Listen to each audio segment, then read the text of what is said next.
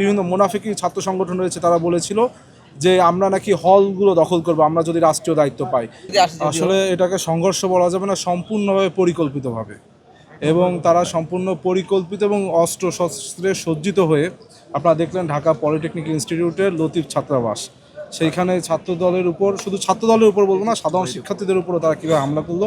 এবং এইমাত্র আমি ভিতর থেকে আসলাম, দেখলাম একজন শিক্ষার্থী এবং ছাত্রদল নেতা, তার এখনও কিন্তু অপারেশন চলছে এবং তার ফুসফুসটা একটুর জন্য ফুটো হয়নি।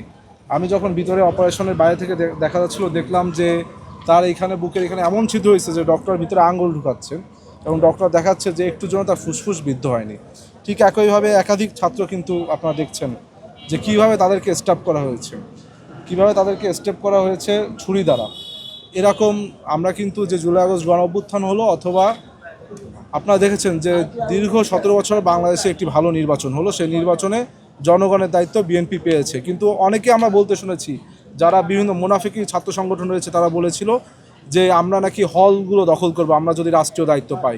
কিন্তু আপনারা দেখলেন যে রাষ্ট্রীয় দায়িত্ব পেয়ে আমরা কিন্তু কোনো হল দখল তো দূরের কথা, বরং শিক্ষার্থীদের কল্যাণে বিভিন্ন ধরনের কার্যক্রম প্রত্যেকটা ক্যাম্পাসে শুরু করেছি। কিন্তু আজকে আমরা দেখতে পেলাম যে সম্পূর্ণ পরিকল্পিতভাবে, সুসজ্জিতভাবে ছাত্রদল নেতাকর্মী সহ বিভিন্ন সাধারণ শিক্ষার্থীর উপর হামলা করেছে, যেটি অত্যন্ত ন্যাক্কারজনক।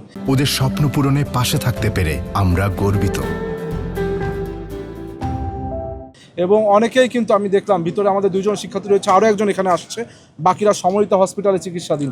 ভিতরে একজনের অবস্থা অত্যন্ত আশঙ্কাজনক এবং সে মৃত্যুর সাথে কিন্তু পাঞ্জা লড়ছে। শিবিরের ধরনের এই অভিযোগগুলো করছে, আপনি যে অভিযোগের কথা বলছেন, শিবিরের আমি বলবো যে আপনি জানেন যে ঢাকা পলিটেকনিক যেখানে অবস্থিত, সেখানে যে এমপি হয়েছে সেও কিন্তু জামাতের। এবং এই জায়গায় আপনার শুধু যে এখানে পলিটেকনিক ছাত্র শিবিরের নেতাকর্মী অংশ নিয়েছে তা নয়, তারা আশপাশ থেকে বিভিন্ন ম্যাচ থেকে যারা ভাড়াটে সন্ত্রাসী রয়েছে তাদেরকে নিয়েও কিন্তু হামলা করেছে। আমার বিশ্বাস যে একটি পরিকল্পিত, একটি যদি সুন্দর তদন্ত হয়, সেই তদন্তে কিন্তু সব কিছু ধরা পড়বে।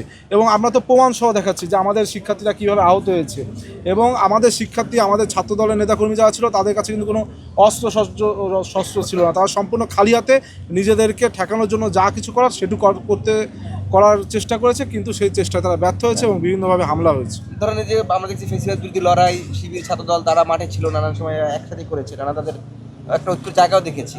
এখন এই গণ অভ্যুত্থান পরবর্তী সময় কি আসলে এইভাবেই ক্যাম্পাসগুলোতে তারা আসলে মুখোমুখি দাঁড়িয়ে যাচ্ছে কিনা? আমরা আজকে এখান থেকে একটি সুস্পষ্ট বার্তা দিতে চাই যে আমরা চাইলে রক্তের বদলা রক্তে নিতে পারি, কিন্তু আমরা আহ্বান জানাবো বাংলাদেশ সরকার এবং যারা প্রশাসন রয়েছে, তারা যেন খুব শক্ত হাতে এই যে আজকে যে আপনার হামলা হলো, এবং সম্পূর্ণ কিন্তু এক ধরনের যেভাবে হামলা করা হয়েছে মৃত্যুর সাথে পাঞ্জা লড়ছে, এর সঠিক বিচার, সঠিক তদন্ত, এবং যারা এই হামলায় অংশগ্রহণ করলো ছাত্র শিবির নেতারা, তাদের যদি আপনার যেই শাস্তির মুখোমুখি না করা হয়, তবে ক্যাম্পাসগুলোতে অবশ্যই উত্তপ্ত হয়ে উঠবে। আমরা আশা করি যে যারা প্রশাসন রয়েছে এবং ওই অঞ্চলে ওই ইনস্টিটিউটের যারা প্রশাসনিক কর্মকর্তা রয়েছে, তারা অতি শীঘ্রই তারা এইটার যে যথাযথ বিচার সেটি করবে।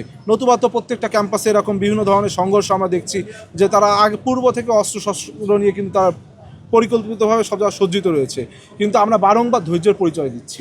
আমি ছাত্র শিবিরকে আহ্বান জানাবো যে আমাদের ধৈর্যের বাঁধ ভাঙতে দিবেন না, কেননা যেই ধৈর্য আমরা ধরে রয়েছি সেটি সম্পূর্ণ গণতন্ত্রকে ধরে রাখার অভিপ্রায়ে কিন্তু আমরা ধৈর্য ধরে রয়েছি। এই ধৈর্যের বাঁধ যদি আপনারা ভাঙাতে বাধ্য করেন, আমরা ভেবে নিব যে আপনারা গণতন্ত্রের বিপক্ষে আবারও দাঁড়িয়েছেন এবং গণতন্ত্রকে বিনষ্ট করার জন্য, ক্যাম্পাসগুলোতে শিক্ষার্থীদের শান্তি বিনষ্ট করার জন্য এই ধরনের পরিকল্পিত কর্মকাণ্ড করছেন।